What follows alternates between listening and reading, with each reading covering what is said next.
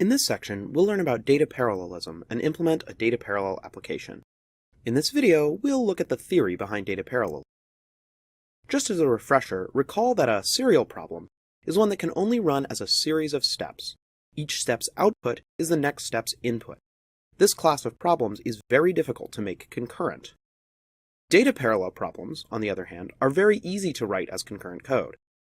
In a data parallel problem, each piece of data can be processed separately. This means that each piece of data can be processed in a separate Go routine, on a separate core, or even on a separate computer. Lots of problems in computer science are data parallel, or involve subproblems that are. Almost any kind of graphics, from 3D rendering to generating fractals, can be broken into data parallel pieces. So can brute force code breaking, simulations, and many other problems. In order to illustrate this technique, we'll solve a simple physics problem, finding the gravitational center of a system of massive bodies. Think planets and moons. In the diagram, you can see one large body and several small ones, with the system's barycenter indicated in orange. In order to see just how effective concurrent data processing can be, we'll write a serial solution first, then make a parallel version, and finally test them against each other.